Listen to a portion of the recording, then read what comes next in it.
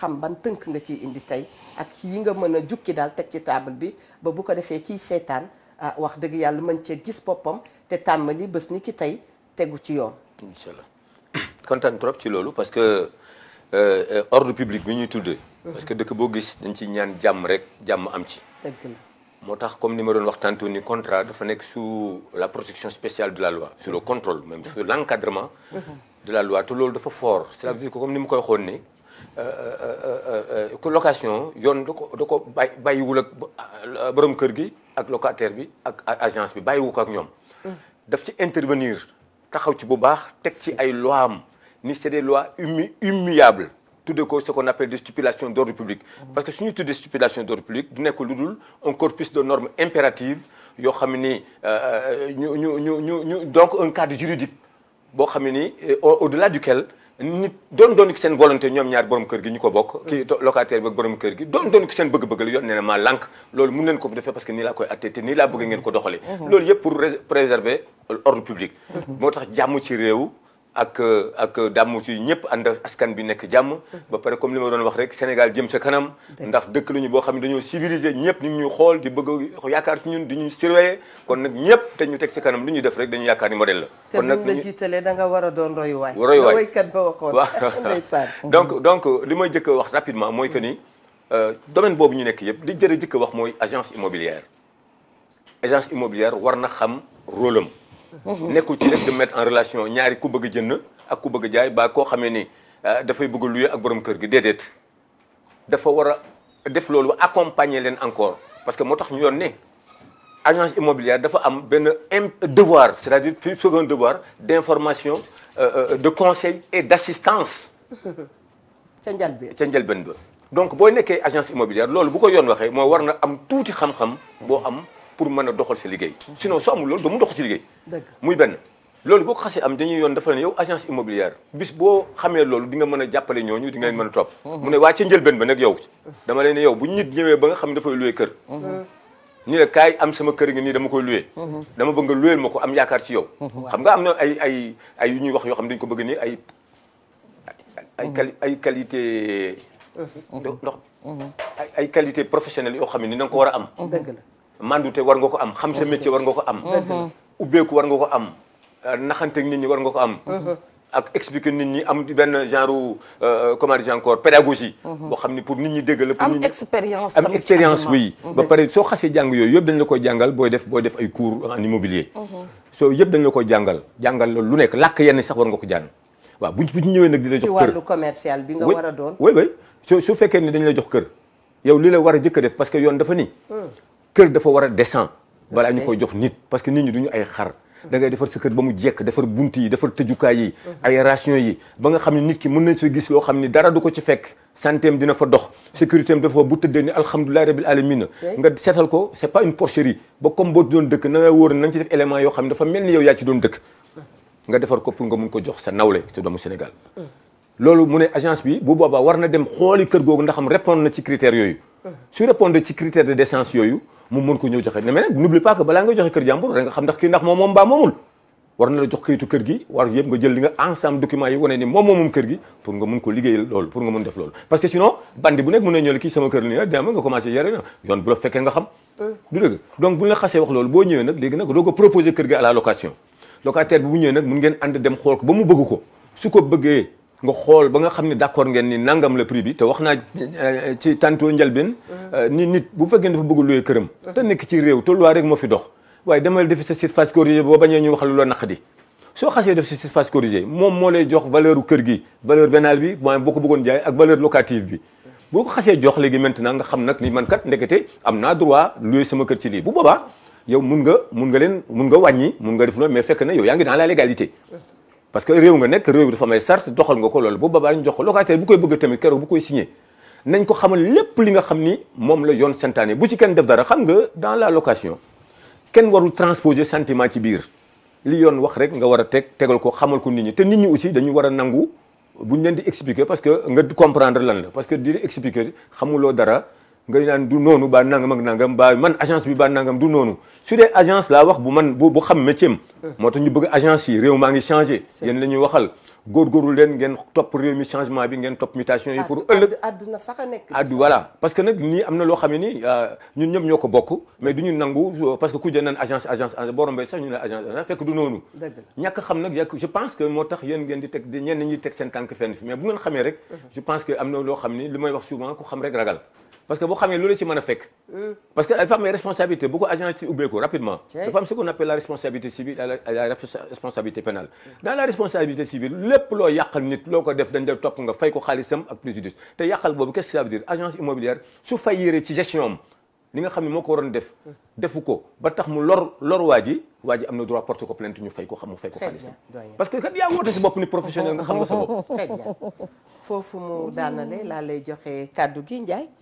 nga gis nga waxtaan bi mu mel ni moom itam waxtaanam yëpp rek daf ko tënk ci droit su doon loolu rek ne naa sax mën nañoo pare ci émission bi ndax droit moom dafa noppi ba noppi waaw ginnaaw ma nuyoo ñëpp rek maa ngi leen di sant bu baax ñu ngi lay fay première question bi ma koy njëkk a laaj mooy est-ce que agence am na droit par exemple locataire war a fay mu ne ko le 10 la délai bi mu dem ba le 12 wala ba le 15 mu ne ko dama lay bindal pénalité yooyu fay parce que gis naa ci ku ci génne locataire ne ko da nga am ay ndax heure bi nga waroon fay weesu na da nga am ay pénalité topp ko ay pénalité ba plus de 300 000 mu xëy ñëw génne ko te bi mu koy génne ndax pénalité yi yoreelu ko xaalis ay pénalité ndax yeex a fay léegi bi mu koy génne tamit ordonnance bi mu koy indil man bi ma ñëwee parce que ñoo bokk même immeuble bi ma egsee dama ñëw ne ko mais ordonnance bi nga ne moom nga koy génne yow loxo nga ko binde te man pour man ordonnance bi tribunal la war a jóge ñu def ci cachet mu ne ma kii ma àndal huissier moo fi yebal mu indi ay booy yoo xam ne booy am doole ñu génn bagage waa ji teg ci biti keroog ñun ñoo intervenir ba jëlaat bagage dugal ci biir est-ce que moom am na droit ne da nga maa yeex a fay dafa am ay pénalité yoo xam war na la voilà xam nga li ma doon wax souvent ni yoon pare na ba pare xam nga le loyer ni ñu naan la première obligation d'un locataire c'est de payer son loyer et ses charges c'est des charges récupérables à temps convenu complètement ça veut dire que waxtu bu jotee moom war na fay loolu yi mu fay léegi nag soo fayul waxtu boobu xam nga signé nga ci contrat bi keroog bi ngay jël contrat bi soo fayul waxtu boobu le gars il est en droit de tester en justice c'est-à-dire envoyer la benn commandement suivi d'assignation su ko neexee yoon dafa rafetlu ni bu la neexee parce que c'est droit nga nekk mais man yoon rafetlu naa nit ki toujours mu koy def ay relance pour que mu comprendre loolu parce que yoon dafa xaw a comprendre ni xëy na nit ki mi ngi ci ay situation yoo xam ne boo nga ko relance ni ko diw yow kat suba nga dem nga waroon fay boobu ñu ngi la xaar boobu ñëw ne dama tardé parce que lii naa fàtte alhamdulilah may leen ma dans 2 jours ma ñëw nit la ñu rek ñu may ko buñ ko mayee bu ñëwee fay alhamdulilah et la vie continue su fekkee ni fayul dafa am ce qu'on appelle la clause résolutoire et en même temps une clause pénale bu ni waxtu bi bu jotee bu fayul yoon di nga ko ay pénalité daf koy fekk foofu ay pénalité yi nag pénalité souvent nag xam nga dëkk bu nekk boo xoolee ci réew mi du pénalité ku nekk dafa tëb ni nangam ak nangam non chaque année am na ay pénalité yu gën ñu ne ku fay nangam tant pour cent ngay fay ci nangam ak nangam kooku c'est ministère de l'économie ci lañ ñoo ko def mais ci statistique rek la xam nga pour wane ni déet parce que da ngay xool ajaratu soo demee banque soo jëfandikoo banque c'est la même chose c'est des rapports quoi soo jëfandikoo banque waxtu bi jot fayuloo nangam dafay defal pénalité mais banque doyen boo taxawee nga baal ma am naa droit tey agence la maa ngi gérer kër gi diw dafa fay si le 20 waaw digalew ñu ak moom le 20 waaw mu tardé fay indi xaalis bi intégral jox ma ko ma ni ko amee nga pénalité 7000 francs yoo war a fay jaadu na waaw xam nga dans un contrat oui xam nga le contrat ci boppam dafa ëmb lépp te da ngay wax loolu ci contrat bi ba mu xam boppam bu ko signé rek non pas du ko signé rek c'est que loolu yoon moo ko santaane rek ay pénalité yooyu yoon da ko santaane daf ko santaane ci n'importe quel domaine boo xam da nga war a fay xaalis lépp xaalis boo xaalis jàmbur nga tardeel leen ñu toog di la xaar recouvrement yooyu dañ lay def pénalité SONES ngi nii bu waxtu bi jotee boo fayul mu coupé la defal la 8000 francs Senelec ngi nii boo fayul waxtu bi jot mu dóor la pénalité 4500 et que c'est la même chose mais est-ce que pénalité yooyu mën nañ ci génne nit non moom yoreelu la xaalisu location il faut comprendre xam nga sànq dama la wax leen ni la ni yoon dafa wax ni loyer moom ak charge yi ñoo yem doole booy fay 400 000 francs de loyer nga war a fay 2000 francs de charge récupérable soo ko fayul ñu yóbbu la ci yoon génne la da nga wax soo fay 400 000 francs de loyer ngay war a fay charge de 2000 francs charge bi c'est une charge récupérable mu ngi ci contrat yi ñu defal la ko léegi fayuloo ko waa ji am na droit yóbbu la ci yoon nangu na loolu. parce que dafa ni la première obligation mieux le devoir d'un locataire c'est de payer son loyer et ses charges à date convenue à date échue. D'accord. Donc loolu yoon nee na ñoom ñaar la boole may leen doole kon nag képp kuy fay da nga fay loolu loo fayul nag moom dañ dafay indemnité ay de 2500 francs nangam yu mel noonu 3000 juste parce que coono bi ñu ciy dajeek yu mel noonu te yoona ko c'est légal ah c'est légal. D'accord très bien loolu rek lu ñu bëggoon xam. c'est légal ñu jël mbokku téléspectateur bi nekk ci ligne bi ni ko salaamaaleykum allo allo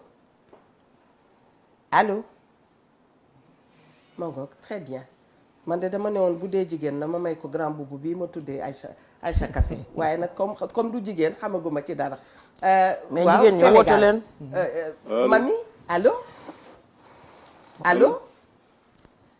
madame Ndour sa téléspectateur boobu très bien allo. salaamaaleykum. waaleykum salaam. ñoo ngi ziar soxna si. ñu ngi leen di delloo ziar bu wér.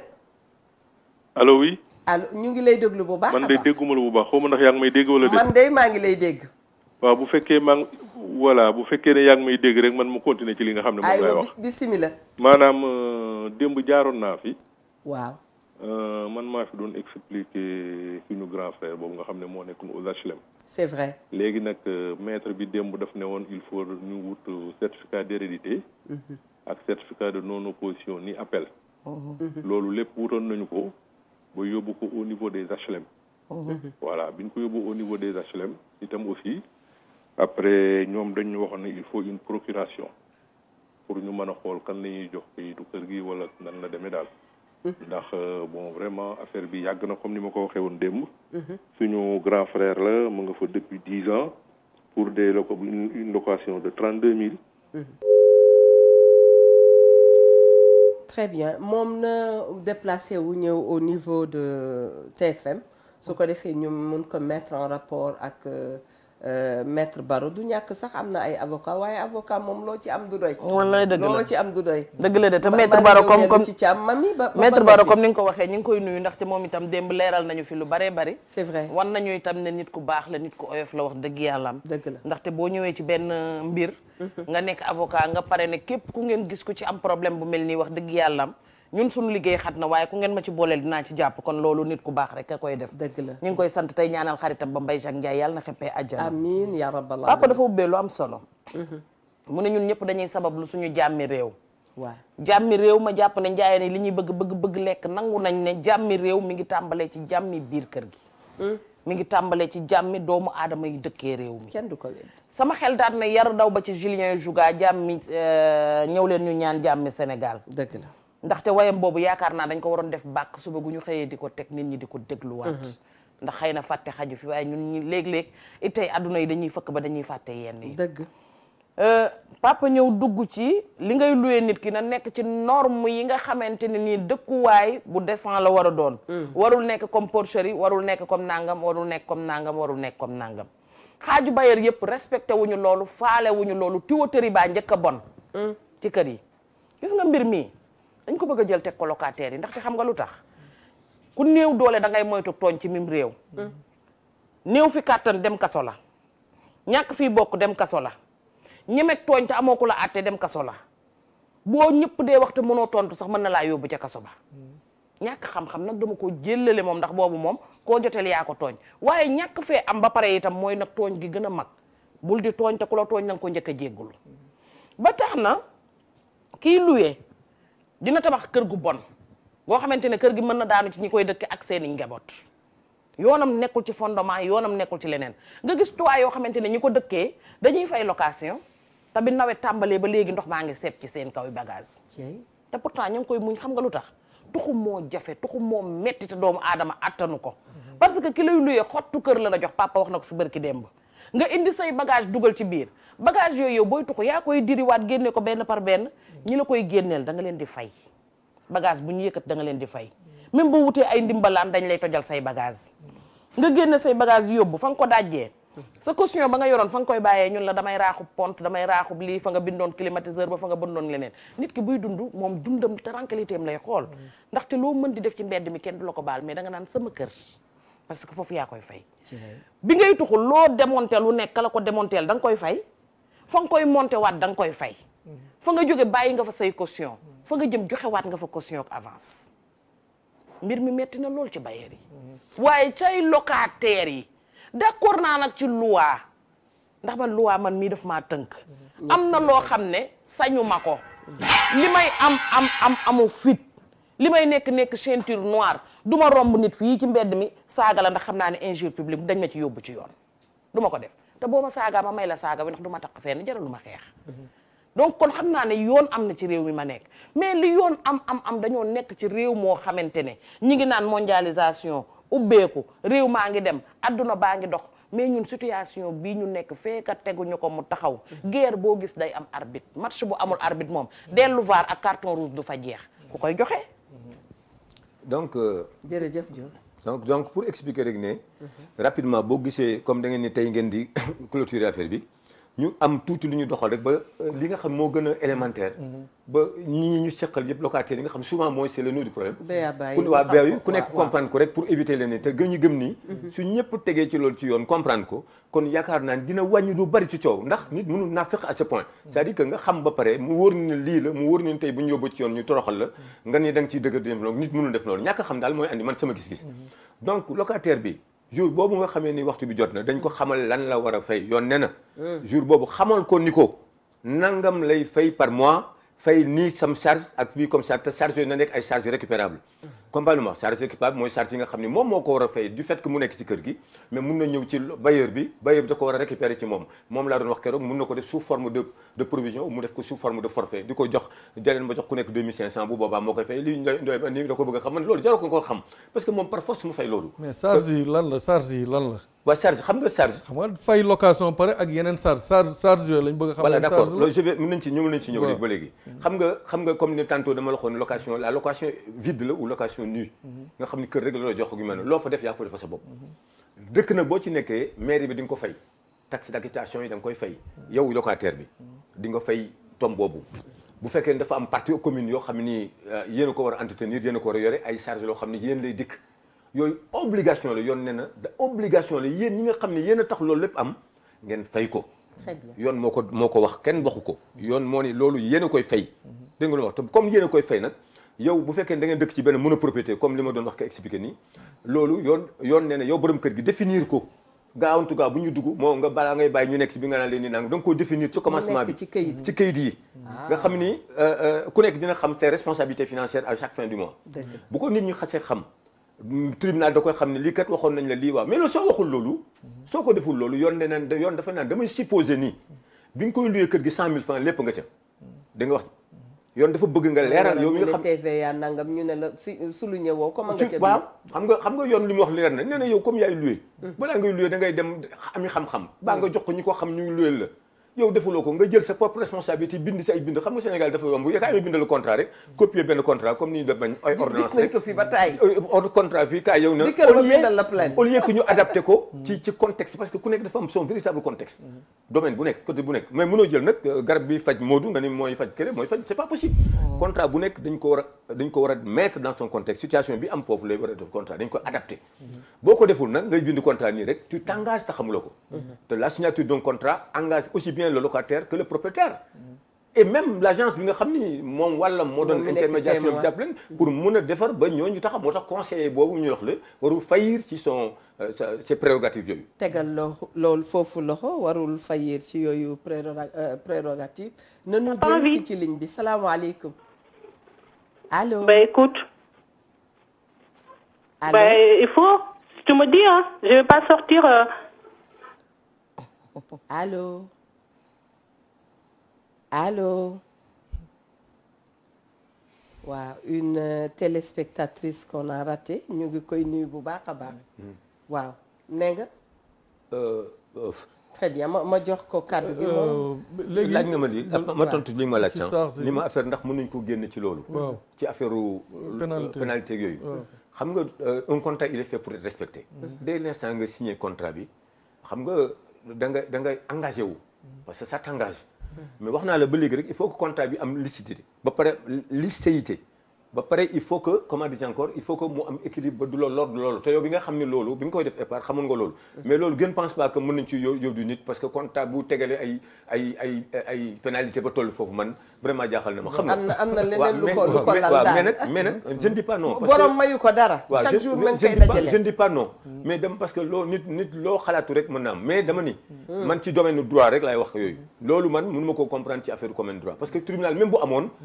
tribunal dina wax loolu naka lay demee mais du la bàyyi jal boobu yëpp nga di ko jalal mu nekk ay problème dina dem ba wax ne bon comme nii la juge bi mooy mu daw mujj wax ne comme loolu nii la kon nii la ko na defee nii baa nu defee nii mais du la ko bàyyi c'est son appréciation personnelle moom juge bi bu boobaa ci domaine yu mel noonu mooy wax ni comme lii demee ni nii ak nangam nañu demee nii mais c'est comme si su fekkee parce que moom jugement bi mu indi bëgg si génne waa ji non xam nga kii nu mu tudd est-ce que dinañ ko bindee ak loxo non loolu laa bëgg si xam nga ordonnance nit mënul génne nit tant que amul ordonnance ndax tribunal rek moo mën a génne te buy génne bu pare kii sax du fa taxaw nu mu tudd huissier bi du fa taxaw huissier bi deful comme ni ma ko waxee la dernière fois nekk lu dul koo xamee ni day signifier ay actes ba muy appliquer les décisions de justice moo ko fi def c'est un officier ministériel boo xam ni boobu maqaama loolu mooy gëddëm te doole la. jërëjëf tey bëggoon naa ñu taxaw tuuti ci wàllu usage commercial nit jël dara ne lii daf koy liggéeyee mbirum commerce ak yooyu gis nañu keroog koo xam ni. allo salaamaaleykum. maaleykum salaam. mbokk mi bisimilah yaa ngi ci émission Wareef. dëgg la kay ah. yaa ngi ci Wareef ñu ngi lay dégg bu baax. waaw maa lay dégg waaw. aywa bisimilah. waaw dama bëggoon bokk ci émission bi. ayca bisimilah yow rek la ñuy déglu. allo. waaw léegi yaay booy. naam. waaw xam nga yaa ngi may dégg ah. waaw man émission bi allo waaw maa ngi lay dégg bu baax. ayca bàyyil télé bi bàyyil télé bi nga jàkkaarloog noonu. bàyyil télé bi. dëgg la kay bàyyi naa télé bi léegi. ayca ñu ngi lay déglu bu baax bëgg a xam looy wax. waaw léegi man xam nga lan laa bëggoon wax yaay. waaw. mooy émission bi dafa mel ne comme yéen côté locataire kese ngeen di wax quoi. dëgg la. ah. waaw ndax man je me dis que am na borom kër yoo xam ne ay locataire lañ nekkoon avant ñuy nekk borom kër. kenn du ko weddi. comprendre léegi borom kër gi nga xam ne moom enseignant la dem dajale 100 francs ñetti dërëmam dem leb ci banque bi loué këram. locataire bi ñëw ci biir këram di sous-loué wala di ko bañ a fay te muy leer na moom ci lay fayee jàngu doomam yeeg dund bi loolu war nañ ci wax. bu baax. est-ce que comprendre ndax man je me dis que ne des fois ñu nekk ci borom kër dañ naan borom kër moo soxor mais borom kër soxorul nit moo soxor des fois nga gis koo xam ne daf la suuluwee man dañ ma suuluwee ci kër mais da ngay ñëw ñu naan la waroo dugg ci waañ bi defal nànk defal li yow doo comprendre. ndeysaan. est-ce que comprendre borom kër gi nga xam ne day fay ko locataire bi ñëw ci këram suuluwee kër gi ba pare di sonal ñooñu man laay wax te loo ko fay mu téye ko bañ a jox locataire bañ a jox borom kër gi kooku lan ngeen koy wax man loolu laa bëgg xam. ndax sous-location yoon nangu na ko wala nanguwu ko loolu kese laa bëggoon wax quoi. jërëjëf nga toog ndax kër gi ma dëkk wax dëgg yàlla borom kër gi dafa baax a baax yoonam nekkul ci locataire yi mais ki ma suuluwee man moo ñu sonal. moo tax ma bëgg wax ne am na borom kër yu baax mais am na borom kër yoo xam ne mooy loolu. jërëjëf maa ngi jaar. ñaata at la suuluwee. dem na. dommage dem na. waaye lii tam maa ngi doon wax tey lépp luy usage. waaw dinañ ci waxtaan waaye lii tam tënkal waxtaan bi ci ñaar yi. parce que suuluwee itam xam nga maa ngi koy laaj bi ñuy wax ne yoon da koy bañ. bu mu ci muntu doon nga leeralal ñu. ak ki nga xam ne dafa nekk di liggéey di ci gañe nit ki dikk ne ko génnal ba noppi bi mu ko génnee ba pare la nga xam ne nit ki moom la doon liggéey moom mu ñëw jël place boobu. di exercer même fonction même yëf. voilà loolu yomb na xam nga su lokk dafa déglu suñu émission yi ba passé waaw su ko déggoon du ko laaj tey waaw mais bu ngeen ko suivrul da ngeen di suivre nag pour ngeen comprendre bu bari xëy na da ngeen ñàkk jot yu bari mais des fois mun nga dem ci internet pour xoolaat déglu pour mën a comprendre mais sinon dañuy xaw a tardé tuuti quoi ci kii bi tardé loo ñu mais dañuy waxee noonu rek pour dañu bëgg a gaaw a avancer tuuti mais waxoon nañu ci affaire sous-location bi dañu ko répété rek sous-location dañuy yoon da ko tere formellement mais nee na sama yoon nekku ci su fekkee ni ki nga ko seqal may na la ko. wax ngeen ba d'accord. su fekkee ni ki nga ko seqal may na la ko waaye yoon nee na nag nee na dama bëgg am xam loolu ëllëg donc balaa histoire de ci am na la ko bindal ci kayit pour wane ne man diw maa la autorisé nga suulee kër gi. ah d'accord tant que defu la loolu nee na ko sous-location bi valable. très bien bu la ko xasee def amul ba wax amul comme ni ñuy def waaw d'accord naa nangam déedéet na la ko bindal ci kayit ni la man parce que ëllëg day am. te yi documents yi ñuy bind yi yëpp c'est des documents susceptibles d'être produits en justice. c'est-à-dire mën nañ ko yóbbu ci yoon te yoon ba ngeen koy wax fekkewu ko mais ci noonu la lay atte en dehors du fait que lii yoon tëral na lii moom comme li ma doon wax situation yooyu yoon yooyu moom juge bi xam ne ni mu koy atte balaa loolu mais mun ngeen def ay clause ci seen biir clause yooyu mun na comme ni ma la ko rek na nekk clause yu lucide ak clause yoo xam ne ku ne gis na ci boppam te ñu d'accord ko ci boobu tant que set na lucide na rek yoon da ciy d'accord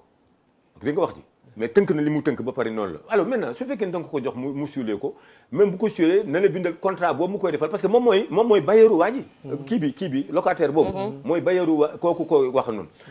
na la yëgal lu ñu seq ñoom ñaar ak na mu ko waxee ak kooku lu muy fay ak lan la occupé parce que moom aussi mënul nekk ci këram toog nekk ci këram ngay luyee kër gi di ko luyee ay 100 000 francs di war a fay 125 000 yow partie yu ci ëpp yaa ko dëkk yow. ba pare di ci récupérer. ñeneen ñi di la fayal ba pare nga nekk seen chef. donc loolu dañ ko tere. déglu ma wax loolu noonu donc c'est question boobu nañu ko évacuer rapidement nañu gis rek ne nit daal buy suulee nit na ko bindal kër d'accord ko te boo yow tam boo ko ñaanee ba ñu may la ko na nga wax xamal ko ni ko diw noonu lay fay nii lay fay parce que ëllëg tam mun nga fa nekk ñooñu di fay nga bëgg récupérer xaalis te bu boobaa yoon ñooñu déedéet nañ ko am na droit bu boobaa parce que moom këram ne yow da leen fay si fii sama xaalis bi parce que déedéet bu fekkee ni yow bu ñu la jox nga lekk du toog di seetaan ni ñu ngi koy fay mu ngi koy lekk dégg nga wax liñ koy fay na ko jox borom kër gi parce que borom kër gi xam na léegi ñee ñëpp lan la ñu fay dégg nga wax bon commerce li nga wax ci commercial léegi xam nga c'est vrai que ñuy def commercial yaakamte ni ñu waxal leen ñu wax tuuti seen cas aussi parce que yëpp benn la xam naa ne émission bi bu ñu sañoon 4 heures de temps doyul man ni bu ñu ko defoon weeri tam voilà xam nga affaire commerce waaw dégg naa li nga wax léegi gis nga affaire commerce OHADA daf ko taxawal ba pare jeex na ba pare mi nga xam mooy organisation des affaires l'harmonisation des affaires en Afrique dox na ci bu baax moo ko tënkal te ñun Sénégal ci Afrique la ñu bokk ci bopp la ñu bokk ci ñooñu moom mu nekk loi boo xam ne dafa ñëw tegu suñu bopp ñun tegu suñu loi yépp ci àddina fii ci ñun ci affaire commerce ak affaire nee nañu ni nit ki boo koy loué kër bu fekkee na nga koy loué place bu muy loué waxtaan leen ci prix bi maanaam na set wecc ba nga xam ne gis na boppam xam nga niróo la kër gi nga xam da nga ci dëkk nga xam ne mën na lay imposer nanga mais kii xamul ndax jaay ko ciment la xamul ndax lii lay def xamul kii nii lay def mais nee na bis bu ngeen demee ba nga xam ne da ngeen waxtaan pour louer waxtaan leen ci njëg bi yéen ñaar ngeen d'accord ci bu ngeen ci d'accordee loolu na ngeen ko doxal bi nekk ci contrat mu ne bu ngeen defee loolu ne la wóor ni yow borom kër gi kii dëkk ci kër gi bu fa amee 23 mois yu passé c'est-à-dire xam nga régime juridique yi bokkuñu ak yi soo fa xasee am 24 mois nee na par force am nga droit ce qu'on appelle la reconduction borom kër gi mëntu ci dara loolu lenn condition bu mu la teg rek yow mooy na nga fexe ba 3 mois avant que waxtu boobu di jot yow locataire bi nga def demande bi parce que loolu la teg sa ndodd ne loolu damay bëgg fekk nga def ko boo bañee loolu yàqu donc war nga ko bind leer ni ko man de dama fas yéene demandé pour def yàgg continuer nii nangam mu accordé ko xayrul bu la ko accordé wul toog noppi te yoon ne na ko benn weer balaa bu desee benn weer bi contrat fi mu jexe na tontu su tontuwul tabar fakal la yow sa reconduction day continuer mel ni nag léegi sax moom d'accord na parce que ñàkk wax d'accord la qui ne dit rien consent muy benn waaw qui ne dit rien consent waaye nag nañu si teglu benn affaire waaw loolu du ci am importance mooy bi nga gis seen borom kër yoo xam ni dañuy jékki-jékki gis ni comme ni nga waxee léegi cas boobu balaa may yeggalee loolu ñëw gis kenn ki nga luye ko nga luye ko dëkk ci kaw bari nga luye ko suuf muy jaay lu ay léeg-léeg sax mu transformé te yaa ko autorisé waaw nga ko autorisé mu defar lu rafet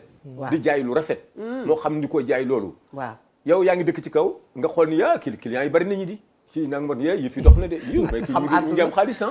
mais nanga yaa ngi xool ak sa jabar ay du ngeen moo tax ñi véré yi moo loolu tax yoon daf leen képp daf leen doon xaar waaw léegi nag bu fekkee ni ne nga ni bon affaire bi dox na yaa si jabar ngeen waxtaan parce que yéen ñëpp du ngeen bokk leen quoi daal vraiment mënuma am terme yoo xam mënoo ko wax fii ci télévision ñëpp ngay déglu bon su fekkee ni bokk ngeen def noonu fexe ba génn ko am ngeen ci droit am ngeen droit seen alal ngeen bëgg ko jëlaat pour utiliser ko waat pour seen propre intérêt seen propre compte personnel yoon d'accord na ci loolu waaw mais nag boo duggee ci foofu il faut kii nga xam ni ce qu'on appelle la propriété commerciale parce que xam nga bu ñuy installé toog di jaay ba di liggéey moo xam tailleur la moo xam lu mu mat doon defar ba mu jekk ñëpp di ñëw ici nangam wuti say pancarte teg clients yi commencé ñëw moom lañu tudd la propriété commerciale ou le fonds de commerce loolu buñ clients yëpp ñëwee sa affaire ngi dox ngay liggéey yow yaa ngi dëkk fee sa jabar yaa nga loué itam di ko fayal te yëpp fi nga koy jëlee mi ngi dox yaa ngi koy jox loolu nga jëlaat ay nit di leen employé di leen fayaat résorber un peu le chômage waaw ñooñu dëkk ci ak yore ci seen dara di ci dunde loolu niroowul kër goo xam da nga ñëw rek noppalu di tëdd nelaw yooyu régime juridique yi bokkuñu bu boobaa même bu waa ji génne nee na yoon neen na nga ko accompagner na nga ko accompagner ci ngeen di waxtaan ci biir parce que yaa ko ba génne te moom du doon liggéey waaw ndax li mu dépensé yëpp tableau yi nit ñi ko xam fu mu nekk ñi clientèle ko jóg ñëw ci moom aménager ci biir def yëpp mu defar ko rien que pour recevoir la clientèle pour mën a liggéey am ci nangam nga bëgg a xëy rek ni ko saa yi daal dama soxla sama fii ak nangam d'accord yaa am sala mais fexeel bu boobaa nga def ko ci conditions yi nga xam ne moom la yor santaane 6 mois yi nga jox délai ba pare mais da nga koy indemniser yoon na ko wax da nga koy indemniser da nga koy ni ñu ko waxee ci olof ndàmp da nga koy ndàmp bi mooy waxtaan ci comme yaa ko nar a génne waaw mais li ñuy wax fii yëpp dañu bëgg nit ñëpp yeewu ku nekk xam rek quoi xam ñun bëgg na noo xam voilà d'accord dañ koy ndàmp buñ ko ndàmpee mooy dañ koy ndàmp jox xaalis léegi la xaalis boobu nag yoon daf ci wax dara ku ne parce que boo nee ndàmp rek li ñuy ndàmp ku jaay gerte caaf wala ku ñuy ak lu ñuy ndàmp koo xam ni mbur rek la fa defoon di jaay ne bokk la ki ñuy ndàmp koo xam ne ni ngandam kii la yore boo xam ne yëpp ngi dox nga ba ko jëlee ndeysaan sama tailleur ba de dañoo xuloo sax waaye bàyyi ma sagal ko fii ci kii bi moom ka ko doon génne avant mu koy génne moom day dégg chaque jour ñu koy bàkk ci télé bi moom avant mu koy génne moom dafa dem jëndi ay machine ñëw yéegal ci kaw jëkkër ji ne ko damay yokk loyer bi mu d'accord ci bu njëkk bi ndax mi ngi xalaat li mu war a ñàkk ñu yokk toogaat ñaari weer mu ne ko damay yokkaat bi mu attanatul yokk bi nag mu des di génn moom avant muy teg ba kanam ci biti ndàmpaay bi mooy dañoo samp machine yi ko war a remplacer yokk nag bon ma yegale pour ne pas que ma kenn du yokk au feeling donc loolu nga bëgg a wax donc su fekkee ni loolu def na ko yoon nee na d'accord boo ko indemniser te indemnisation bi non seulement di nga koy jox lu nga xamee ni dina ko mën a installé wu fële même yoon dem na ba naan même transport bi koy transporter sax da nga ko war a jàppale ci da nga ko war a jàpp transport ñun ci réew lan ne non di lu leer xam nga yi fii dañuy war a jàngi rek pour xam boo jàngul doo xam ndax néem rek ngay doon dégg nga te ñu bari ñuy fi boo ko xasee def loolu accompagne parce que dafa téye dafa am loo xam ni kii da ko protéger ce qu'on appelle la protection du locataire commerçant professionnel c'est le bail professionnel dégg nga loolu yoon dafa ni non kii nga xam ne li nga ko nar a xañ déjà mu nga dem di installé xamatuñ ko fa mu nekk ñëw doon ñëw dootuñ ñëw dañ naan dañu teyal dem fa xamatuñ même yow mi ko génnee boo xamee fa mu jëm ku dikk ku nekk yow yaa ngi koy yéema non sa bopp doo tegtal sax loolu nag yoon loolu nag dama ne yoon dafa wax lu leer nañ dafa ni bis boo ko génnee d'accord nga ci daan waaye nag leen laa la yëgal yow doo fa def mukk la mu fa doon def bii ñoo ko gis ñoo ci teg suñu yoon moo ko wax na ko ñëpp dem su nekkee tailleur doo fa def tailleur waaw c'est-à-dire que yow xam nga yaa ko demandé pour récupérer kër gi dëkk ci nekk ci liggéey ci yoon nen d'accord na nga indemniser nga ko def nga li ci war a li ma teg sa ndodd yëpp def nga ko alhamdulilah mais dina am ne benn teg bu mujj bu may def sa kaw bopp mooy ni loolu fa waa ji doon def dootu ko def léegi su ko fa defee nag donc nga topp ko ci par unanimité d'éviction loolu yoon xam nga yoon bu la teree dara dafa bu fa amee benn interdiction rek am na caw bu ñu lay caw à côté xamul wax daa bul def lii bon bien sûr boo defee lii ñu caw la donc nit ki parce que xam nga loolu bon day yomb da ngay gis nit koo xam ne xamul sax nu àddina di doxee gis jël kenn nit rek mu ñëw dëkk ci kër gi nga gis mu commencé liggéey seen liggéey di dox client yëpp ñëw fii lañ ko xamee boo ko génnee kenn bu ñëw sa daan yow mercerie baa nga fa de ñoom ñu ngi fa kii moo fay nekk léegi ñëw boo ñëwee nga jënd client yëpp mu récupérer client yëpp di ko liggéeyee nangu sa xaalis nangu sa lépp nga dem ci koñ boo xam ne balaa ngay am sax place boo ubbeeku problème la te fii aménagé woon nga ko def nga ko lépp ba sonni si sa bopp alors yoon nee na maa lànk soo fa defee li mu fa doon def ma fekk si man yoon da nga wax donc c'est important que nit ñi xam seen bopp pour ñu tënk loolu ci professionnels yi ci professionnels yi donc te di leen wax leen rek na ngeen di fay nag location moom ak yi ñëpp jëm da leen fay ca waxtu ba ndax oxygène bi dugg ci biir ci borom kër gi muy noyyi ba mën a nekk mooy xaalis boobu nga ko jox moo tax yoon ni la contrepartie de la décence du logement c'est le loyer tey jël lii moo la jox ba te nga alhamdulilah rabbil alamin ngay commercial comme ngay habitation lii la war rek mooy weer bu dee na nga ko jox xaalisam léegi nag soo ko joxul xaalisam li ko joxul xaalisam mu naan la mun la yóbbu yoon su la yóbboo yoon comme li waa ji doon wax ni yoon rek moo mën a joxe ordonnance pour ñu expulser la te balaa ñu la yóbbu ci yoon dafa ni ay yéen ñi nga xam ne da ngeen fayul l'huissier est incontournable dans le processus justement de truc de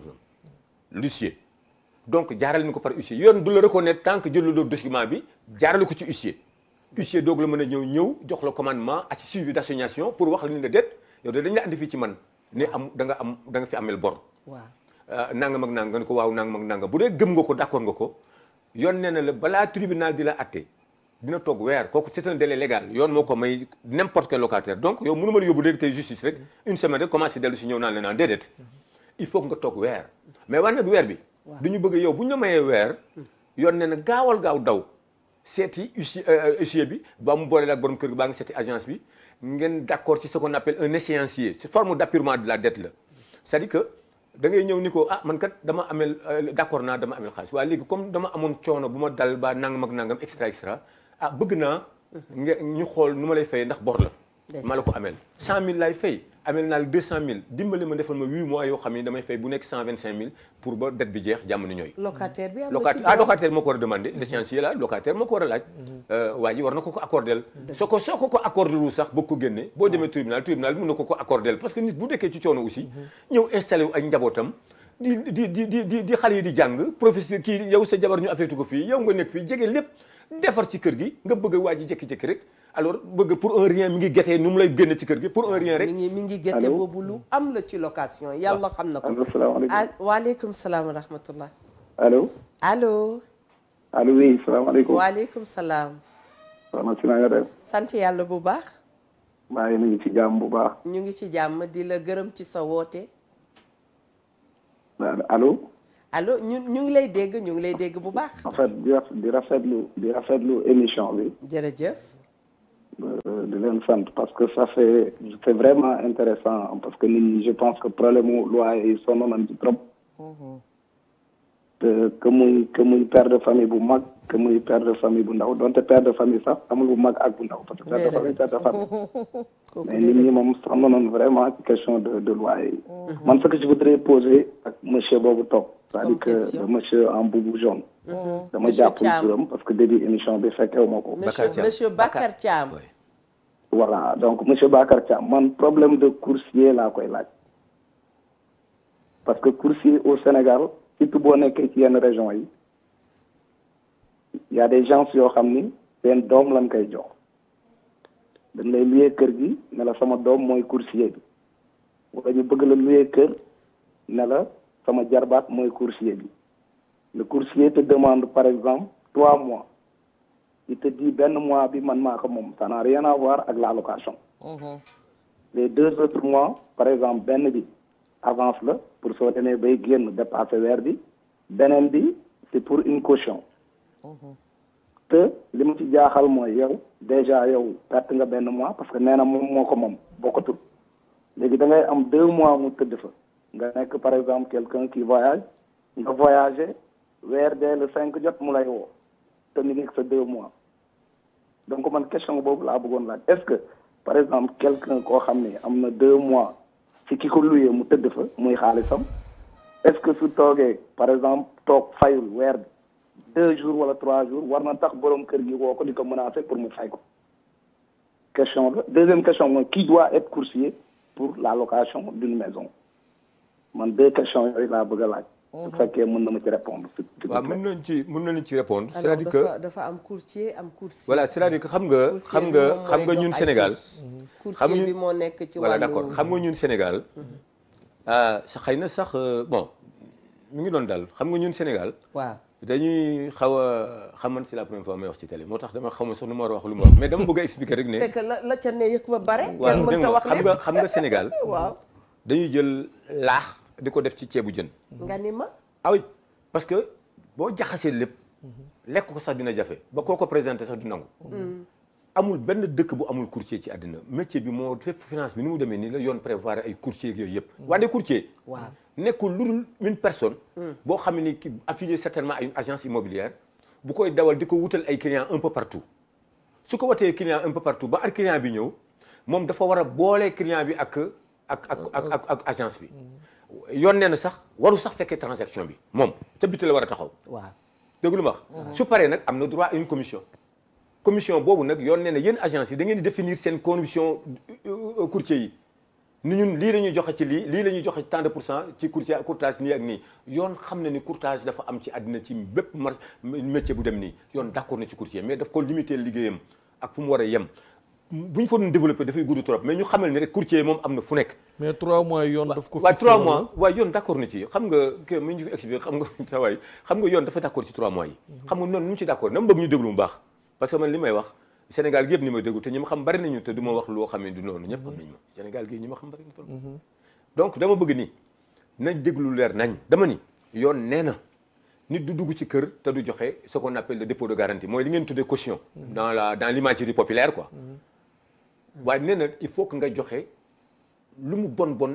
2 mois de caution mooy 2 mois de dépôt de garantie dépôt de garantie yoon nee na bu fekkee 100 000 francs ngay fay borom kër gi droit am la mu laaj la 200 000 da nga wax ji mu ne droit am la yoon moo ko may boobu droit mais nag nee na bu ko neexee aussi borom kër gi mu ne la ah joxal 150 000 rek ba joxal 100 000 bu ko neexee soo joxal 10 000 wande mënul la 201 000 francs 200 000 1 franc du ko mënu ko laaj parce que su ko laajee lu ko cay fekk en fin de contrat boo liggéey boo nekkee ku yeewu bu waxtu bi jotee nga naan ko nii sama xaalis mu ne sama xaalis teg 200 si nga ne ko def du 200 parce que temps bi 300 nga ma laajoon te 300 yooyu boobu ba léegi war na jur ay agio ay intérêt wane nag dama xam nga droit moom dafa yaatu rek wane loolu ci domaine nu dépôt de garantie la mooy caution wane nag bu baree jugi loolu agence bu nekk am na droit réclamer 1 mois de loyer muy nekk commission am loolu yoon nangu na ko. léegi loolu lu tax teguñu ko bailleur bi ñu teg ko locataire war a dugg. non parce que bailleur bi moo la jox kër gi moo lay liggéeyloo. non xam nga commission ñëw nag ci pas de porte na la tontu xam nga li mu wax nii dellu si waat ci usage commercial mais li mu wax nii waaw dafa xaw a am importance boo demee France parce que man damay def droit comparé quoi xam nga soo demee ci France souvent noonu temps yi rek dañu ko xaw a changé lu bari mais su dul loolu temps bu njëkk ba xanaa ci pandémie bi la am non bien avant ci France bu njëkk ba waaw dañuy def ne su fekkee da ngeen di jox dépôt de garantie waaw souvent dañu xool ni bon borom kër gi day apporter 50% kay apporter 50% donc pour ñu jox waa ji ci 50% ci montant bi ñu war a joxe comme ba lu ma wax wane fii boo toogee borom kër gi ne maa yow sama nekku ci man daal lii la nangam ak nangam donc yow nga xam ne sa 100% nag doo bëgg mu rëcc sa 100% nag moo tax ñu ne nag mun nga ko négocier souvent nag les agences dañuy négocier seen loolu ak ndax lu tax kenn ki dañ ko yenn comme ba lu wax te xam nga Sénégal texte yi dañu xaw a noppi ci lu bari xam nga ma ne fii texte yi seen boppam sax dañuy entretenir le flou quoi dafa des quoi xam nga loolu lu ñu war a gëstuwaat lu ñu war a xoolaat la. Sénégal daal nag Papa Thiam léeg-léeg awa daf koy. non c'est-à-dire que dañu am tuuti flou boo xam ne tax ba. application bi di xam Papa Bokar. très bien Eva. naam Alaaji Baar. loolu nar a wax man daal weeru safar laa ne te dama lay ñaan fii de tey bii laa lay may. awa tara wala dig ma ba wala doo ma ba. weeru safar la nu nekk dama lay ñaan la nga waxoon sama doom ana awa tara wala di ñaan nag ci barke Xadimu Rasul lépp ma am lépp. Baara day dóor de. day dëbb nii de ñaan naa la. oui ma. waaw Papa Thiam. naan c'est bien c'est beau loi bi texte yi lépp. mais gis nga réew mii li nga wax. li nga tëjee sa wax. dama am sama benn doom boo xam ne nee na man bu ma nekkoon kuy bokk ci orchestre. nee na xam na ne batteur laay doon parce que cas ji rek laay xaar cas. da nga wax lu am solo. mu di loi yi dañoo fulu. waaw li fulu ci réew mi moo bari. parce que tegale bu jubee rek ndab la jiitu la. liñ waroon a jiital lañ jiitalul. mooy dañu ñoo indil ay loi ki texte yoo xam ne dara leeru ci suñu bopp. bu ñu koy séminaire ña ko war a fekkee duñu ko fekkee. ña nga ca biir ndox ma ña nga ca biir coono ya ña nga sëpp seeni ginaar jóge ca àll ba jëm si ci taax yi ndax exode rural dàq na leen te nag wax ji dama koy répété ba thème bi di jeex ku sa yàppum bopp réer da ngay làmb sam kaang gis nga ñii tey nekk ci seen jàmm ak seen salaam yor seeni kër am nay jamono ñu ne woon siiwa am pukk suñu fanaan ki woote léegi wax na ko mais bu ñu ko amee dañuy fàtte Sénégal bul tagg kenn te fanaanoogul ak fal gu musta fanaanoo wala koppar gu musta fanaanoo balaa xam nit mu jekk ma àbb la sa koppar googu noonu am astu waaw koppar ci yàlla nañ gis ci bare la nga li ñuy wax texte yi bu ñu toppoon taxi yi bailleur yu bari dinañ génn ci bailleur ndax dinañ leen teg ay daan yoo xamante ne seeni kër dinañ ko ñàkk allo allo Allô. Allô. Allô, bonjour Eva. Bonjour ma grande. na ngeen def. ñu ngi fii. dama bëggoon bokk ci émission bi. yow rek la ñuy déglu fu mu ne nii trop lu ma bëgg wax. waaw.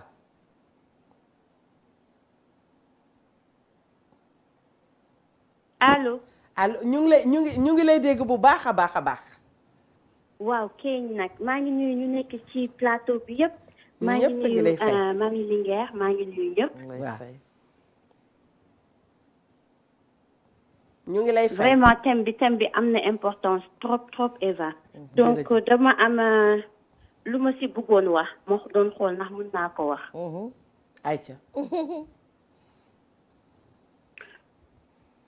thème bi ngeen am tey dafa am importance ci ñun torop. parce que lii sama yaay mu ngi koy dund depuis 1977.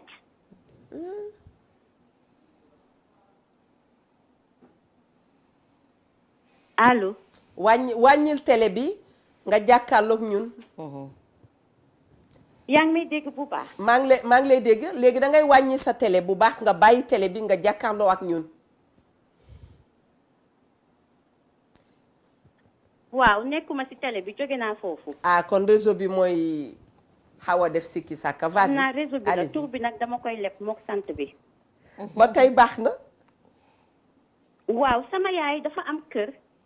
gi mu ngi nekk HLM Guédiawaye villa numéro 888.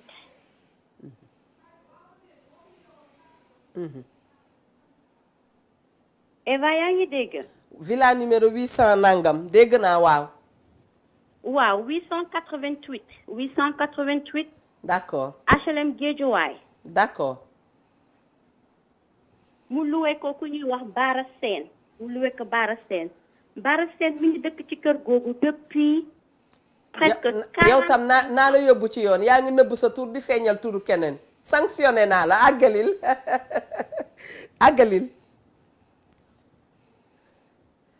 très bien moom itam voilà mami daal nee nga yow boo kilee woon boo nekkoon ca équipe naka. non waa man cas fi mu ba toll nii man fi mu toll nii. la ñëw sa xel dafa bari billaay dafa bari waaye bëgguma doyen dem mukk te waxul pas de porte yu ñuy dégg ci lan lañ ko tënk non day lan ñëw moo parce koy que waral seetlu woo dara. waaw tonton Thiam ñaari yoon yi mu toog yëpp damaa limité samay parole te doyaluñu de. parce que damay bëgg nit ñi dégg xam-xam. mais ci biir nit ñi dégg xam-xam du tere ñi may yónni te may xaar may waxal leen seeni jooy. maa ngi lay dégg. parce que dafa am ñoo xamante ne nii tey. kër ga ñu leen jox ñu dëkk ca. ragal génn ak ragal tuxu moo leen fa bàyyi mais du norme dëkkukaay. waaw parce que borom kër ga àdduna du yàgg ba mu dëkk ca. day dee am mais ñoom ragal nañoo tuxu parce que fu ñu jëm. ndax ku yuut muy te su waccoo dee. tuut sa nga yor da nga koy dajale di ko taqale pour fayee ko soo génnee xam nga charge yi lay xaaraat. fan ngay amaat kër tonton ci am laal na ko sànq sa njaboot a ngi jàng sa njaboot a ngi leneen nga gis ci bailleur boo xamante ne nii chaque mois mu ñëw tiitalee la kayitu huissier. yow da ngaa yomba tiit ndax xamoo luy yoon. xam nga man mi nga xam ne rescapé de guerre laa boo ma joxee kayitu yoon day metti ci yow rek dama ciy jàpp ataay ba pare nu ànd dem tribunal. bëgguma ci dara. mais ci yàlla musal mais am na ñoo xamante ne tey boo leen ko wanee rek ñu daw. nga wëlbatiku nag yow di ko xuuxalee li mu am lépp mu di ko daw di la ko fay kër gi nga ko jox baaxul xamul li nga war a defar xamul li mu war a defar ak leneen état bi jàppale wuñu ci ay dëkkuwaay yu ñu war a dëkkee ñu bàyyi ñoo feuille yeeg kayit yeeg loi yeeg charte yi agence yi doxaluñ li ñu war a doxal courtier yi toog ci mbedd mi kër goo visité fay 2000 3000 dama ne gis nga waxum location mii nañu toogaat ci penc mi waxtaanee waat ko àll bii nekk fii ñu naan ñu jam ñaajo ville nouvelle ak engagement leneen ñu dagg ko ay kër nit ñi dem dëkkee jee ko état bi moom moo ko mën a def moom waaye léegi boo comme état bi laay wax xam nga dama génn sax bàyyi naa gént waxu xaw ba ma yaa lu ci wax ñu may ma fa kër gu rafet waaw xam nga par exemple comme ñu doon yeggali nii bi nga wax affaire génne ma wax leen huissier bi lan mooy devoir am des ñëw sama xel bañ ma raté dama bëgg lu nekk ma complété ko gaaw huissier bi bis bu commandement bi génnee ba weer bi ñu la may boo demul tribunal daañu la génne suñu la joxee 30 jours yaa xam soo demee tribunal ak nga ñàpp dem tribunal daañu la génne parce que boo ñëwee dañ naan la ah yow lu tax fayuloo waaw nga ni fay naa ñu la ana quittance yi mënoo ko présenté xam nga ñoom wax fay naa nga ni fay moo parce que lii nangam ak nangam mais boo waxee loo xam ni lu leer nañ la parce que cas yëpp duñu benn dëgg la bu fekkee ni tey yow ñàkk fay bi nga fay yëpp ndekete daan nga fay wande dañ la dàq sa place tout dernièrement diggante bi ngay ñëw nii yàlla def na ne sax ñu ubbi la beneen fu ñu la convoqué soo ko waxee ci wane ci juge bi keroog juge bi ñu la wax moo tax demal soo dee am nga argument boo wax nga jëm posé ko ci la balance docteur bi juge bi rendre verdict am pour wax la ne nañ la bàyyi war nga dellu ci foofu am na ñaari ndëgg sarax yu ciy dal ci kaw nit ñi waaw am na ñoo xam ne yëguñu sax datu jugement ba ah non dañ koy yëg non dama ne maay wax ak yow am na ñoo xam ne yëguñu sax datu jugement ba lu tax yëguñu ko xam nga lu tax parce que xamuñu sax kayit gi ñu leen jox lan la représenté am na ñoo xam ne mën nañoo indi kayit gi ci gardien bi ci buntu kër gi fekk moom mu tëj appartement am dem liggéeyi joxuñu ko moom ñu jox ko gardien bi téye ko ba bu dikkee laaj ko ca jamono jami yëg ne àtte nañ ko ba pare bu ko laajee mu ne ko xaw moon fan la ko teg mën nañ ko jox jànkam moom lañ fa fekk moo def réception bi jànkam mën na ko teg du ko jox ba moom du yëg la xew mën na wëlbatiku ci ginnaaw itam yëg la xew mooy deuxième dëgg sërëx bi ma lay wax wëlbatiku di jël xaalisam di ko jox bailleur bi day encaissé toog ne pat du ko wax ne procédure baa ngi daw lii ma lay wax nii nee naa la fekkewu ma démb fekkee naa tey te jomb naa wax lu ma fekkeewu non bor xam nga bor lii ma lay wax nii ki toog di ko dund mi ngi jàkkaarloog man moo ne yëkkati na 900 000 francs jox ko bailleur bi dafa encaissé toog ñu nekkaat ci seen jàmm ak seen salaam di maslaa di rombante di nuyoonte ndeke moom mu ngay booster procédure ba pour mu jàll xanaa bor bi dafa des xam nga ajaratu xam nga dañuy wax ni ku procédure mi ngi commencé dès l'instant que fayuloo suñu xasee ànd procédure fayaat sax taxul ni terewul nga génn non voilà comme pas lu ma wax xam nga suñu juge bi xasee génne fay bi sax du tere ngay génn mi ngi dépendre ci moom rek moo tax yoon ne boo commencé fay toogaat ci kër gi dépendre tu ci kenn ci àddina nii ci man yoon mais mi ngi dépendre ci borom kër gi léegi et même booy toogaat ci kër gi da nga war a signer beneen contrat bu bees parce que yoon bi mu lay génne ci kër gi dafa résilier contrat bi parce que moo tax juge bi bu xasee constaté ni yow en réalité paiement bi fayuloo bor bi que amel nga xaalis nit ki yoon da ko xaw a tënk loxoom parce que loolu yëpp mi ngi ci encadrement bi moo tax ni ko nag yow bu fekkee ni xaw nga ko constaté yow juge bi li la war mooy nga prononcer l'expulsion du locataire tout simplement c'est simple il ne fait que constater le manque de paiement bi mais noonu la créance ba pare li ci des mooy il prononce l'expulsion du locataire ordonnance bi bu très bien ma dem ci ligne bi nga baal ma jël ki ci ligne bi salaamaaleykum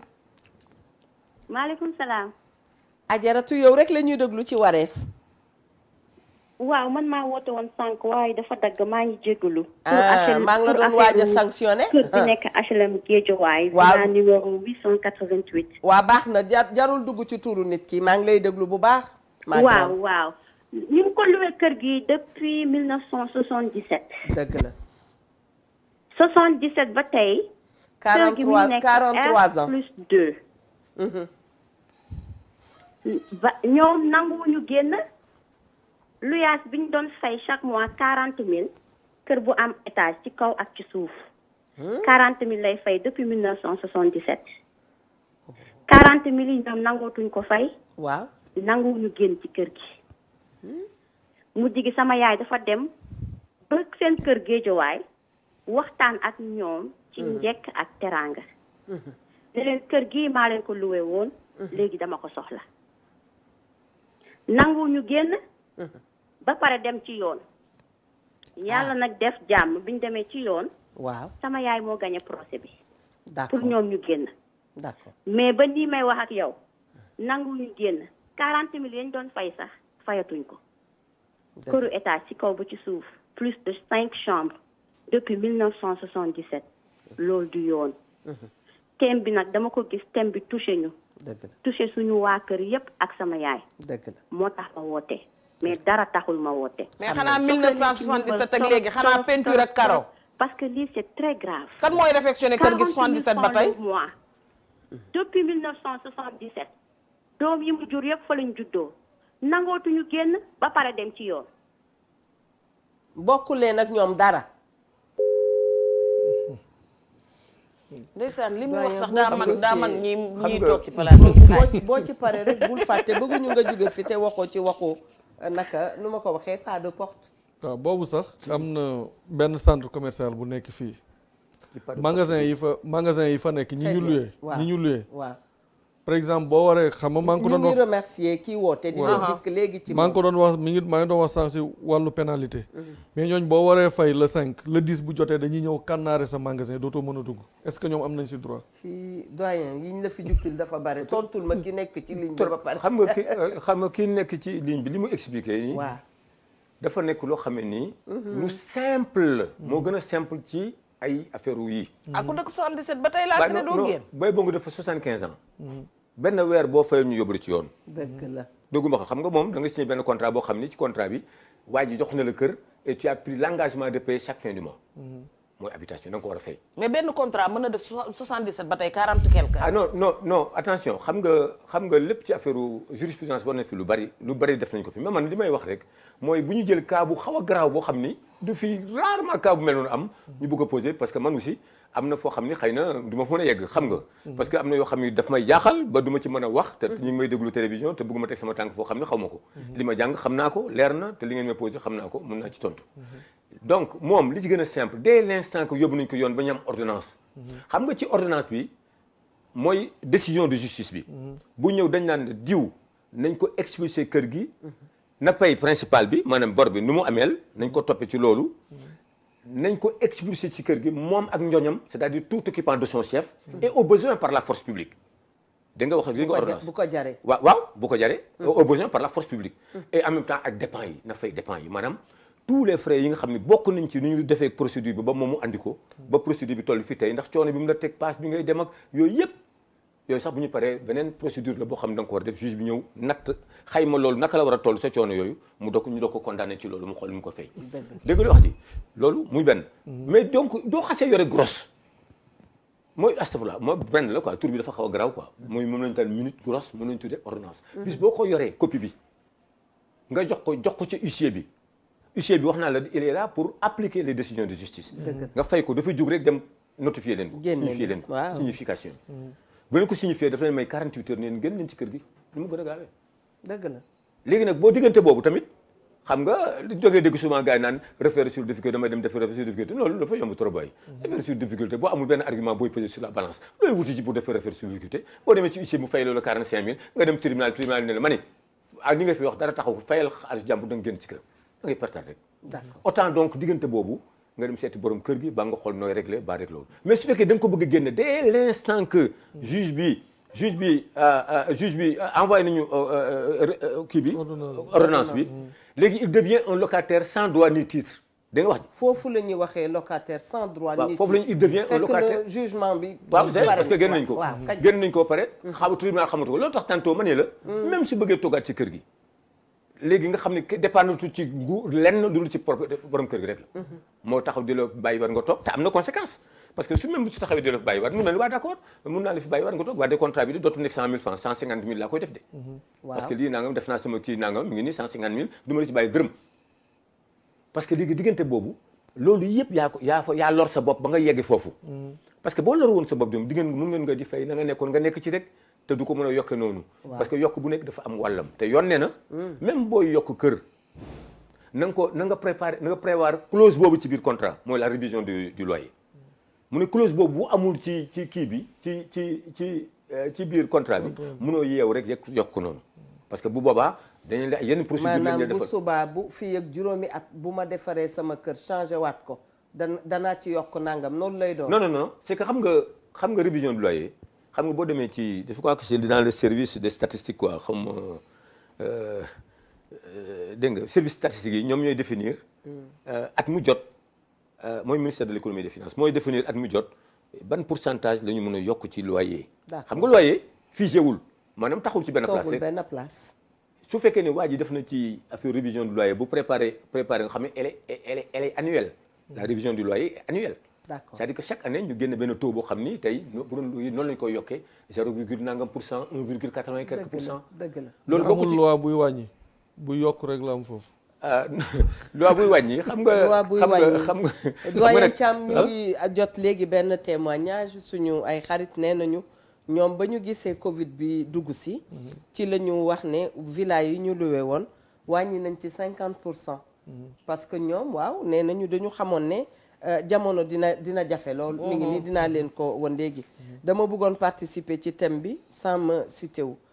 on a 2 villas en location mais depuis pandémie bi on a fait une mesure exceptionnelle aux locataires en leur disant de payer 50% du loyer pendant 6 mois ñun ay xaritu Faris rek la ñu am. mais gis nga lii. gis nga lii man xeetu xarit yi la am. xam nga gis nga lii pendant 6 mois. moo tax bu ñu wax affaire yërmande moom ngeen doon wax affaire yërmande. sama xarit yi bu xasee jaar yoon rek. tey jii kii may leen loolu. waaw moo wax gis nga ni ñooñu nekk noonu. waaw vraiment bokk dugg na te gore nañu ci la ñu waxoon. waaw nañ doon fayee ña ngi koy fay correctement amul dara lu mu lay wax. bu lii ñëwee nag mu xam ni dafa daanu ci askan bi ba daanu moom ci moom. très bien parce que yow amul kenn koo xam ni par ricochet affaire bi laalu la nii ba laal na ne. nee nañu ci dara rek la ñu tenir booba bëgg nañu mu tuuti te teew. waaw le 5 rek ñu indil leen ko. donte ñoom itam wàññi nañ ci 50%. ak daal compréhension. waaw ni daal Covid bii nañu waxtaan rek. dëgg la. Covid bii am na loo xam ne moo ko doon expliqué fii sax mais man mi wax ak yow sax dama am ci ay problème yoo xam ne mënu ma ko expliqué. Covid bi côté commercial ñoo ëpp problème parce que ki nga xam ne magasin am la yaakaaroon pour dund. waaw liggéeyul. mais kooku xam nga ki yaakaar magasin pour dund. liggéeyul. yow ñawkat yi ngi jooy. xam nga ñawkat yi ñoom ñoo ciy gën a metti parce que xew amul dara amul ñoom liggéeyuñu. waa ki liggéeyul. fan lay jëlee lu mu fayee këram wala lu mu dundee. mais léegi nga bëgg a ñëw génne ko këram génne ko magasin te am na centre commercial boo xam mi ngi fii ci Dakar. le 10 bu jotee ñu ñëw kànnaare sa magasin. waaw xam nga kànnaar est-ce que kooku am na si droit. xam nga kànnaar nul n'a le droit de faire justice soi-même. Nul n'a le droit xam nga yooyu c'est dans le droit en général te ñëpp xam ne ko nul n'a le droit de faire justice soi-même. dëgg te loolu boo ko gisee mooy ñooñu dañuy fajal seen bopp mel ni dëkku jungle la ñu nekk daal. waaye léegi boo fekkee ne yow tëj na sa bos nga dem wooy benn mbër boo xam ne mooy sa frère mu ñëw doo ko fa mu bëgg a dee lu mu wax. non mais ñoo xam ne nous ne sommes pas dans une jungle. il faut que nit ñi xam ni fii tout est réglementé yoon dafi nekk. comme yoon dafi nekk nag na ku nekk doxal yoon mais amuloo droit ñëw rek jël sa carte d'identité changé ne kër kii fi jàmbur bu la yóbboo ci yoon nga xam ku la ko def rek maa la wax loolu wutal sa huissier mu constaté nga yóbbu ko ci yoon dootu ko defati mukk parce que dafa am loo xam ne dañ lay tooñ ba pare nga dem tooñet bi ci yow borom kër gi buñ la tooñee ba yorom magasin bi ñu tooñ la mais yoon lu mu ak waañ bi boo fayul bu ci dugg am na waay non c'est-à-dire courant bi nga dem fay ko ndox mi nga coupé ñu coupé courant bi ba jékki-jékki mu ne comme fayul nag man damay coupé courant bi damay def nag non loolu garaaw na garaaw parce que loolu yoon na koy considéré dafay yaakaar ndég ne yow da nga maa xeeb man yoon ba da nga am sa doole goo xam ne ni moom nga bëgg a doxale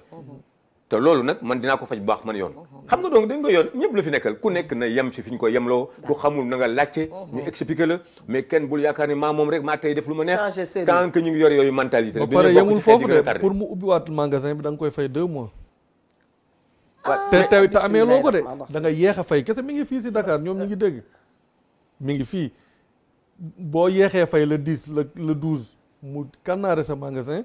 te pour mu tijjiwaat ko da nga koy fay 2 mois waa ki am problème mu difficulté wu yéex a fay nga tëj magasin mu pare na ko pour nga jotaat sa caabi da nga may fay 2 mois.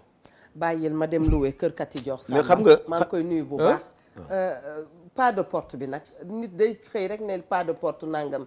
loolu doo ñu ci may tuuti rek. pas de porte par exemple. maa moom boutique bi dama la koy joxaat. dama la koy jaay maa ngi jaayee pas de porte bi 11 millions dañu koy dee dégg. waaw xam nga dañuy waxtaan rek dañuy waxtaan xam nga dans le droit commercial. waaw dafa bari na loo xam ne waadaa daf ko tudd bu baax ci loolu. dëgg la du ma ci sori nag parce que yaatu na comme élément te du ma expert boobu boo xam ni. mun naa taxaw Sénégal yëpp di ma dégg.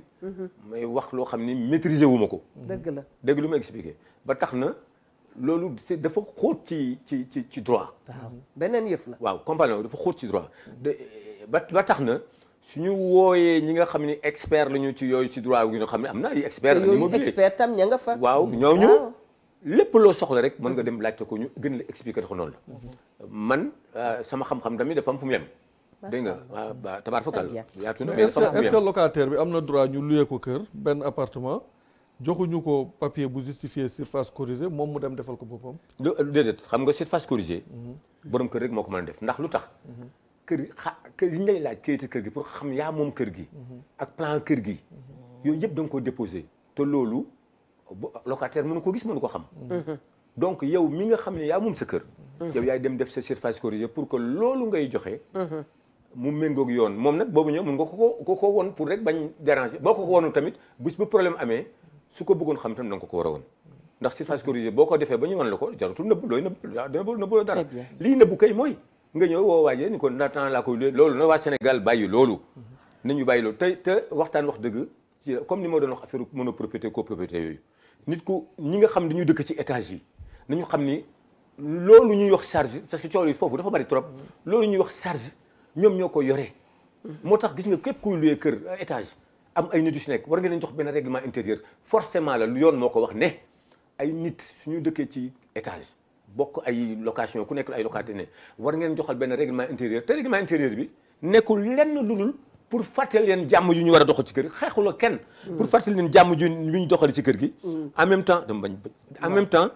jàmm ju ñu war a doxal ci kër gi ak nu ñu war a comporté woo ci kër gi ak setaay beeg yooyu rek loolu rek a tax a jóg ak fexe ba mu am une certaine convivialité dans l'appartement dans la résidence ba mu neex a dëkk ñëpp respecté bruit yi ñëpp respecté setaay bi ñëpp ba nga xam ni ku fa dëkk xam ni alhamdulilah rabbil alamin looloo ko tax a jóg jërëjëf Thiam Mangook waxtu bi daf nañu lan ngay wax aux téléspectateurs yi ñuy seetaan mais lu may wax téléspectateurs yi rek mooy ne d'abord agence yi jàngi leen xam ci seen liggéey parce que nit buy exercer benn métier da koy xam loolu muy benn borom kër yi yéen tamit bu leen yaakaar ni lu leen neex rek moom noonu lay doxee kër gi yoon da ko teg ay sart yu leer nañ yoo xam noonu lañ koy joxe boo mënee loué dama ñuy expliquer la lan la ñuy loué ak nu ñu loué boo mënul loué bàyyil mais doo loué pare yaakaar ni sa bëgg-bëgg ak sa gis-gis rek mooy doxee ci kër gi beneen bi tam mooy locataires yi yéen fexe leen ba ku leen jox kër ngeen fay ngeen loué ci kër fay leen kër gi te muy dëgg su ngeen fayul ci weer wi bu ci bis bi amul ñaari weer la fa am ñett amoo sa fa am caution boobu ngeen joxe du remplacer weer loolu dañ la ko denc rek pour bu ëllëgee boo ngay génne ñu jox la ñu delloo la ko mais bu fekkee ni da ngay doxal yoon ci kër jàmbur mooy jëkk di fay di nga dem ba confiance bi ngay dugal ci borom kër gi mbokk ak lu nekk dañ ci parce que da xam ne kii day dëgg gor la mu waxanteeg man mi ngi ko def ba muy wàññi sax ba mu lay wàññi sax du ko tey parce que tellement que ni ngay doxal ni nga rafetale seen diggante ñun am nañu cas am na ma xamul rek lu tax man mën naa wax sax sama cas mais moom télévision buy ma sax netti sama cas xëy na mën ma ci wax mais dama leen expliquer ni te sente nañu ay nit ñoo xam ni rafetal nañu seen diggante ak seen borom kër yi rafetal seen diggante ak agence yi ñun ni ngi ar ci benn agence sama toujours dañuy dem ba sànn gis benn locataire xam ni situation bii dëgër na te moom ma dara ko daan man fay la cas bi mu ñu expliquer xam nañ ko te borom kër gi xëy na mënul muñ loolu te mu ngi ci droit am ñu obligé jël suñu kees remplacer ci tuuti wax ko da mu koccaatu ko faire dans 3 mois mu koccaatu ko fay ko dëgg la donc ñun ñëpp nañu doxal rek yoon bu ñu bëggee suñu réew baax te dëgg rek ay dëgg te lépp lu ñu fiy wax boo ko dëggee boo ko bëggul noonu la boo tegee sa tànk fenn boo demee tribunal tam dañ la génne très bien te kenn di génne neexul loolu rek la ci Mangook génne neexul jartaluwe fenn juróom benn weer bu ne nga toxu newoo ci jàmm li ngeen bu yàggee dootu am loo tëdd sax di ndaxte li nga yoroon yëpp ay tasaaroo at mu nekk nga toxu ci benn yoon sax mook lakkale moo ko daayee yem képp rek waaye xam nga rek la ajaama jooju ñi ngi waxoon yàlla na ko yàlla yërëm lu yaas bi ci réew mi dafa metti nañu waxtaan jéem a jubóog suñu gaay yi luyee kenn ku ci nekk xam na ne nit mën naa ñàkk lépp ba mu des lu mu lekk lu mu sol ak fanaan ci mbedd ku nekk bëgg ngaa am sa tuuti su ruq sooy tëdd te kat ku nekk da nga ñaan yàlla ëllëg si biir nga am sa kër goo moomal sa bopp fat ci sa njaboot comme que amagoo nag ki yor di ko joxe te di ci dund moom ci lay dund yow itam da ngay ñaan yàlla la nga yor ko su néew di ca liggéey nga di ko ci fay waaye ku nekk xam na ne mën ak mën a di ñàkk mën àdduna ñett rek a fi nekk Eva mënagul mënatul ak mën na ba tële yii rek a fi nekk te ku ci toll ku ci nekk rek bëgg nga ku la gunge fekk romboo ko rek lu ci li ngay gis lépp dafay jafe àdduna lépp jàppalante la nañu jàppalante mais nañuy waxante dëgg ndaxte nit ki boo ko waxul dëgg wéet jëw sam nawle bis bu ko déggee def góom boobu noonu dafay des ab léget te feeg mi ngi koy xool di la jépp te àdduna amul solo nañ rafetal ànd yi delluwaat di waxaat waa Sénégal gépp kenn gënu leen Eva nag di remercier ñëpp rawatina ci yéen yaayu Cheikh Ibrahima yi ngi yéen nijaay yeeg bàjjani anniversaire ba neexoon na lool Pama Dieng waykat bu mag bi rakki Sabel xam nga ne kooku ndaw mi alaaj njóge jëng ji wax dëgg yàlla woyal na ko ci Cheikh al Islam loo xam ne loolu xam naa ne maa koy produire ndax sama xol sedd na ci ki génn ci ñaw bi nag mooy Malick Sylla mi ngi ci 77 510 54 waaw 510 54 32 510 54 32 woo leen Malick Sylla mu defal leen ci ndax fas yi nee na 32 504 32 waaw fas na yéene daal ñëw di ma bàkk fi mu ne ci illaa Touba yi ba may egg Touba rek Malick laa bëgg a àndal te lépp ci safar gi Eva yi tam am lu mu lay ñaan suba ak jàmm dama commencé waaw ñuy nuyu rek njaayeen bi di nuyuwaat waa Altu Ndangal ma di jaale nag sama doomu mag Ndey Mati Ndiaye da doon am doom yàlla jël ko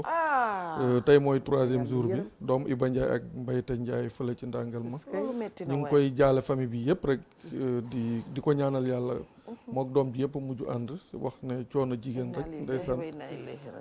di gërëmaat suñu gan gi vraiment li mu fi leeral am na solo waaye texte yi fulu it bëri na texte yi fulu yooyu nag nañ fexe éclairer ko ba mu leer lépp ba nit ñi xam ko ni nga ko waxee it agence yi ñi yor agence yi wala ñi bëgg a yor agence nañ dem jàngi xam seen i droit